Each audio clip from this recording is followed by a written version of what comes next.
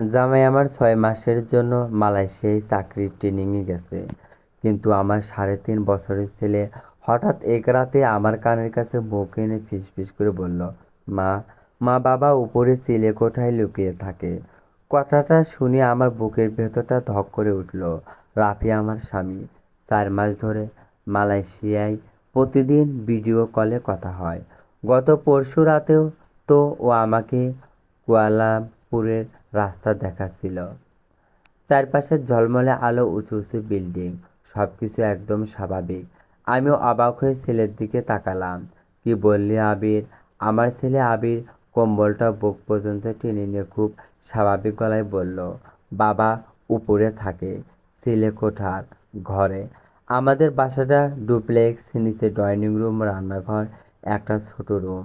ভেতরে সিঁড়ি বেয়ে উপরে উঠলে আমাদের বেডরুম আর একটা ছোট স্টাডি রুম, আর উপরের ছাদে ওঠার জন্য কাঠের একটা দরজা। ছাদের কোনায় ছোট্ট একটা ঘর আছে, পুরনো জিনিসপত্র রাখা হয় সেখানে। পুরো ঘরটা প্রায় সারা বছর তালা বন্ধই থাকে। আমি আমি হেসে ব্যাপারটা উড়িয়ে দিতে চাইলাম। আবির, তুই স্বপ্নে দেখছো সোনা? বাবা তো অনেক দূরে। আবির ভ্রু কুঁচকে তাকালো। না মা, সত্যি। বাবা আমাকে বলছে কাউরে যেন না বলি। আমার বুকের ভেতরটা কেমন ঠান্ডা হয়ে গেল। তাহলে আমাকে বললি কেন? ছোট ছেলেটা এবার গলা নামিয়ে বলল, কারণ বাবা অনেক ভয় পায়। ওর কণ্ঠ কেঁপে উঠল। বাবা কাঁদেও মা। আমি কিছুক্ষণ ছেলের মুখের দিকে তাকিয়ে রইলাম। এই বয়সের একটা বাচ্চা এত গুছিয়ে এমন গল্প বানাতে পারে। নিজেকে বুঝালাম, বাচ্চারা অনেক সময় স্বপ্ন আর বাস্তব গুলিয়ে ফেলে। আমি ওর মাথায় হাত বুলিয়ে দিলাম। আচ্ছা, এখন ঘুমাও। ঘর থেকে বের হয়ে করিডোরে দাঁড়াতেই আমার চোখ চলে গেল উপরে ওঠার কাঠের দরজাটার দিকে। শেষ কবে ওই ঘর খুলেছি মনে নেই। হয়তো শীতের কাপড় নামানোর সময়। অসম্ভব ওখানে কেউ লুকিয়ে থাকবে, এটাও অসম্ভব। কিন্তু সেদিন রাতে আমার আর ঘুম হলো না। বারবার কানে বাজতে লাগলো, বাবা অনেক ভয় পায়, বাবা কাঁদে। পরের দিন শনিবার ছিল। আমি আবিরকে নিয়ে কাছের একটা শপিং মলে গেলাম। গেমস খেললো, বেলুন কিনলো, আইসক্রিম খেলো। সারাদিন এত হাসি খুশি ছিল যে আগের রাতের কথাগুলোকে প্রায় ভুলেই গিয়েছিলাম। বাসায় ফিরে ও ঘুমিয়ে পড়ার পর আবার সেই দরজাটার দিকে তাকালাম। মনে হলো একবার দেখে আসি। আমি নিচে থেকে চাবিটা এনে ওপরে উঠলাম। তালার ওপর হালকা ধুলা জমে আছে, দেখে মনে হচ্ছে অনেকদিন কেউ ছোঁয়নি। দরজাটা খুলতেই ভেতরে থেকে ভ্যাপসা গন্ধ বের হলো। মোবাইলের ফ্যাকাশ জ্বালিয়ে চারপাশে তাকালাম। পুরনো চেয়ার, ভাঙা টেবিল, কয়েকটা কার্টন, অপ্রিয় জিনিসপত্র। কেউ নেই। মেঝেতে ধুলা জমে আছে, কোথাও মানুষের পায়ের ছাপও নেই। নিজের ওপরই রাগ লাগলো। আমি একটা ছোট বাচ্চার কথা শুনে সত্যি সত্যি চিলেকোঠা খুঁজতে চলে এসেছি। দরজাটা বন্ধ করে নিচে নেমে এলাম। রাত 9টার দিকে রাফি ভিডিও কল দিল। স্ক্রিনে দেখলাম ও একটা গুড্ডি পরে বসে আছে। পেছনে হোটেল রুমের মতো পরিবেশ, ল্যাপটপ খোলা, কিছু কাগজপত্র ছড়ানো। আবির, কেমন আছো? ভালো। আজকে ওর ছবিগুলো দেখলাম ফেসবুকে, অনেক মজা করেছে মনে হয়। আমি ওর দিকে তাকিয়ে থাকলাম। চেহারা স্বাভাবিক, গলার স্বর স্বাভাবিক, সবকিছু স্বাভাবিক, কোথাও কোনো অস্বাভাবিকতা নেই। নিজেকে আবারও বুঝলাম আমি বেশি ভাবছি। পুরো এক সপ্তাহ আবির আর ওই কথা বলেনি। আমিও ভুলে যাওয়ার চেষ্টা করেছি, কিন্তু বুধবার রাতে সবকিছু আবার বদলে গেল। সেদিন অফিস থেকে ফিরতে একটু দেরি হয়েছিল। বাসায় এসে দেখি কাজের খালা আবিরকে খাইয়ে গল্প শোনাচ্ছে। আমি ছেলের কোলে নিয়ে ঘুম পাড়াচ্ছিলাম। হঠাৎ ও ফিসফিস করে বলল, মা, মা আজকে বাবা আমাকে স্ট্রবেরি বিস্কুট খাইয়েছে। আমার হাত থেমে গেল। কি বললি? বাবা তুমি অফিসে যাওয়ার পরে নিচে নেমেছিলাম আর আমার সাথে লেগে খেলতে। আমার বুক ধড়ফড় করতে লাগলো। আমি দৌড়ে রান্নাঘরে গেলাম। ক্যাবিনেট খুলতেই দেখি সত্যি স্ট্রবেরি বিস্কুটের প্যাকেটটা অর্ধেক খালি। আমি পরিষ্কার মনে করতে পারছি এটা আমি কয়েকদিন আগে কিনে রেখে দিয়েছিলাম, আবিরকে দেয়নি। আমি কাজের খালাকে জিজ্ঞেস করলাম, সে কসম করে বলল বিস্কুট সে খেলেনি। সেদিন রাতে আমি এক ফোঁটাও ঘুমাতে পারিনি। পরদিন সকালে আবিরের সামনে বসালাম। আবির, সত্যি করে বলো বাবা কবে থেকে আসে? ও আঙ্গুল গুনতে গুনতে বলল, অনেক দিন। 10টা আঙ্গুল 2বার গুনলো। আমি হিসেব করে বললাম, 20 দিন। ও মাথা নেড়ে বলল, হ্যাঁ। আমার বুকের ভেতরটা হিম হয়ে গেল। বাবা লুকিয়ে থাকে না, থাকে কেন?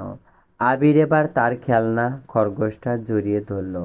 বাবা বলছে খারাপ মানুষ ওরে খুঁজতেছে।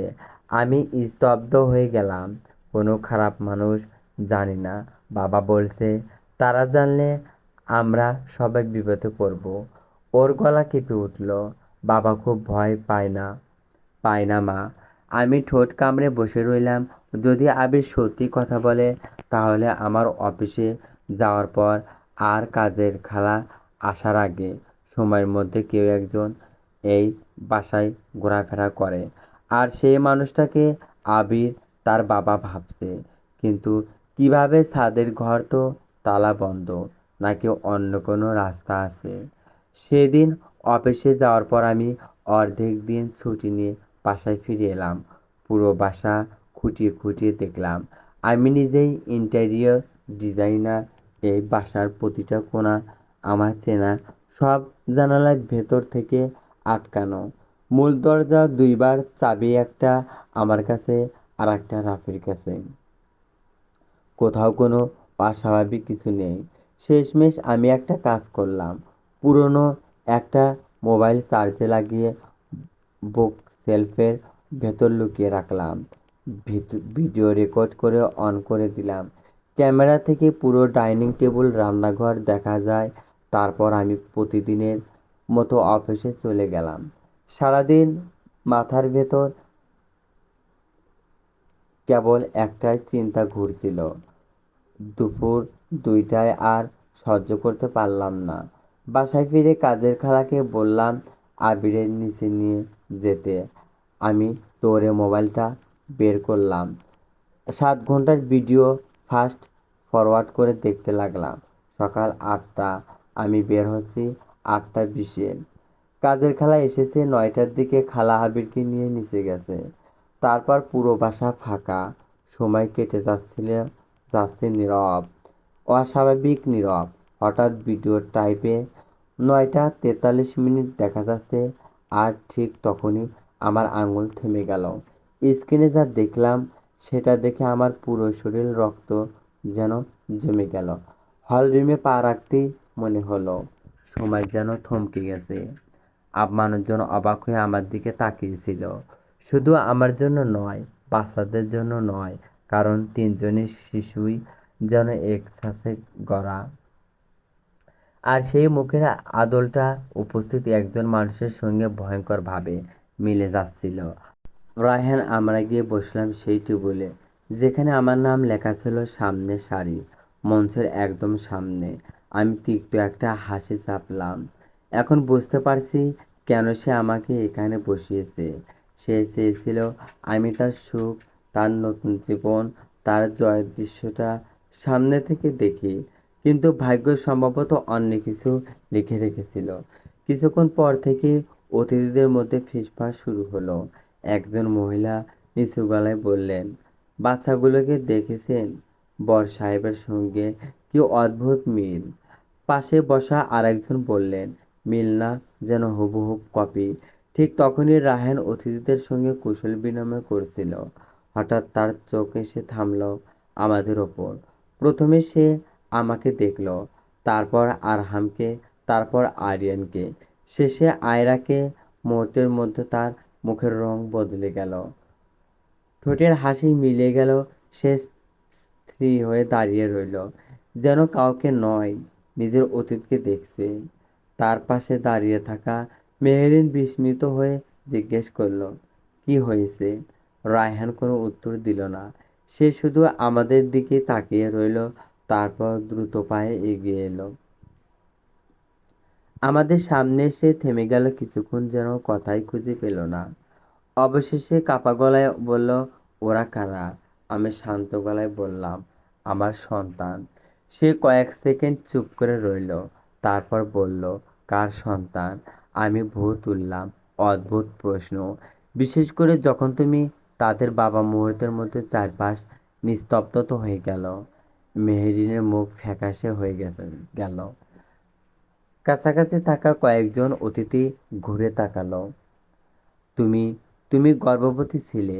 আমি মাথা নেড়ে বললাম, হ্যাঁ। হ্যাঁ, 3 সন্তানে। তার চোখ বড় হয়ে গেল। আমাকে বলনি কেন? আমার ঠোঁটে মৃদু হাসি ফুটল। তুমি কখনো জানতে চাওনি? রায়হান কিছু বলার চেষ্টা করলো, কিন্তু কোনো শব্দ বের হলো না। সে শুধু একবার বাচ্চাদের দিকে তাকাচ্ছিল, আর একবার আমার দিকে। মেহরিন এবার কাঁপা কণ্ঠে বলল, মানে কি বলছো তুমি? আমি তার দিকে তাকিয়ে বললাম, মানে যে মানুষটা সবাইকে বলেছিল তারা স্ত্রীর সন্তান ধারণ করতে পারে না, সেই মানুষেরই 3টা সন্তান আছে। আবার নীরবতা নেমে এলো।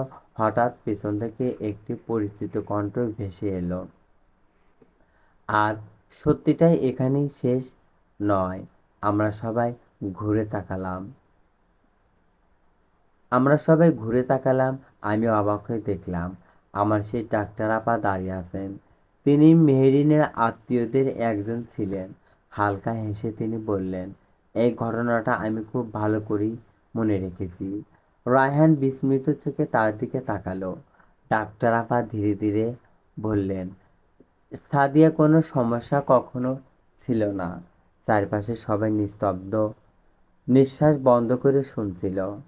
তিনি আবার বললেন, সেই সময় রিপোর্টে স্পষ্ট ছিল, সন্তান হতে দেরি হওয়ার মূল কারণ ছিল স্বামীর শারীরিক সমস্যা।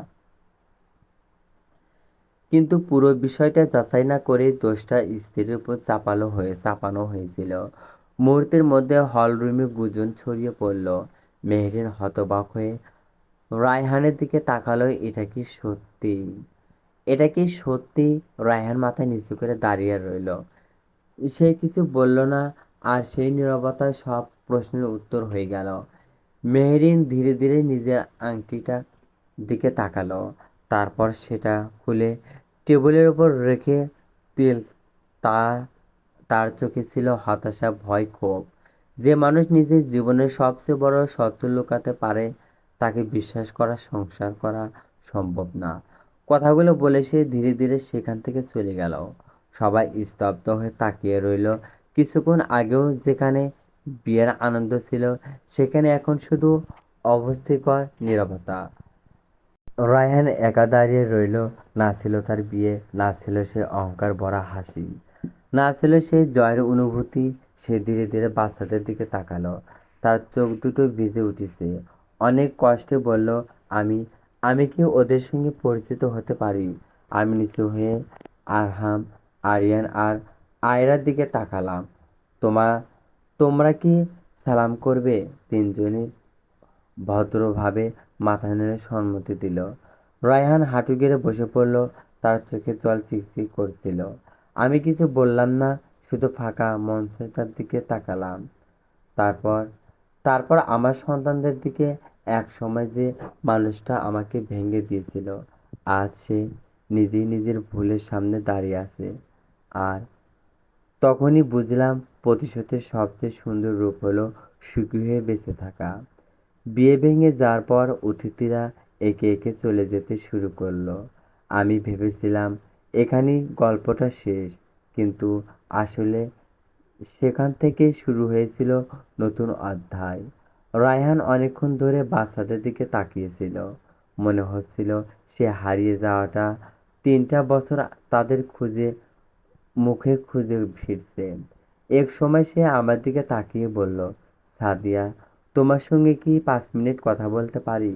আমি কিছুক্ষণ চুপ করে থেকে বললাম, 5 মিনিট বাচ্চাদের আমার এক সহকর্মীর কাছে রেখে আমরা হল রুমে বাইরে বেরিয়ে এলাম। হোটেলের বাগানে রাতের বাতাসটা অদ্ভুত শান্ত লাগছিল। ভেতরে বিশৃঙ্খলার সঙ্গে যেন কোনো মিলই নেই। রায়হান কিছুক্ষণ চুপ করে দাঁড়িয়ে রইল, তারপর বলল, আমি তোমার সঙ্গে অন্যায় করেছি। আমি কোনো উত্তর দিলাম না। সে আবার বলল, আমি এতদিন ভেবেছি আমি ঠিক ছিলাম, কিন্তু আজ বুঝলাম আমি কত বড় ভুল করেছি।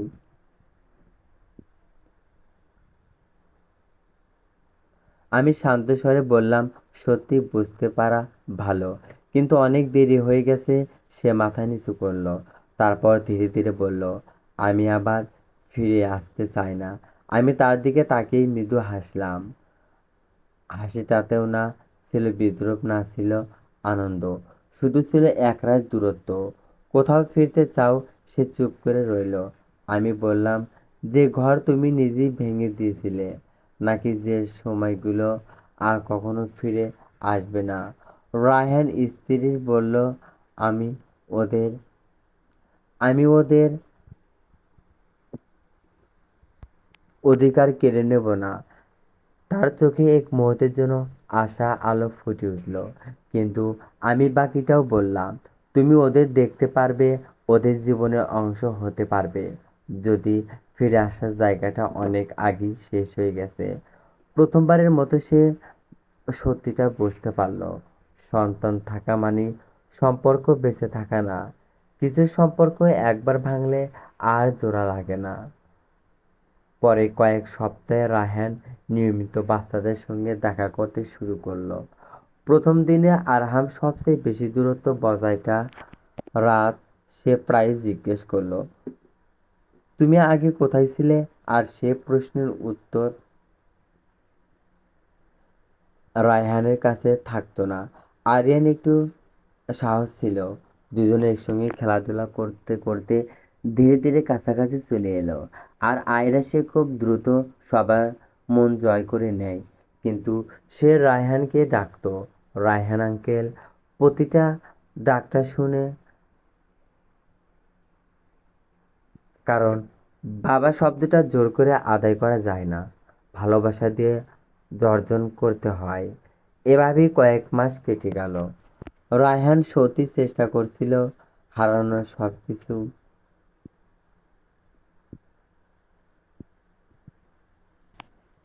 ফিরিয়ে আনার। কিন্তু একদিন অফিস থেকে বাসায় ফিরে আমি এমন একটা দৃশ্য দেখলাম, যেটা দেখে নিজেই থমকে গেলাম। ড্রয়িং রুমে বাচ্চারা হাসছে, তাদের বসে আছেন। অপরিচিত ভদ্রলোক বসে আছেন, শুধু ব্যবহার পরিপাটি পোশাক। তিনি ধৈর্য ধরে আয়রনের গতিকে অক্ষ বুঝিয়ে দিচ্ছেন। আমি ভেতরে ঢুকতেই তিনি উঠে দাঁড়ালেন। ভদ্রভাবে সালাম দিয়ে বললাম, আসসালামু আলাইকুম। আমি জবাব দিলাম। ঠিক তখন রান্নাঘর থেকে আমার প্রতিবেশী আপা হাসতে হাসতে বেরিয়ে এলেন আর বললেন, ওহ, তুমি চলে এসেছো। উনাকে তোমার সঙ্গে পরিচয় করিয়ে দেই। যদি গল্পটি ভালো লাগে অবশ্যই কমেন্টে জানিয়ে দেবেন। আপনাদের কমেন্ট পেয়ে গেলে পরবর্তী পার্ট দ্রুত আপলোড করার চেষ্টা করব। প্লিজ, ধন্যবাদ। চলবে।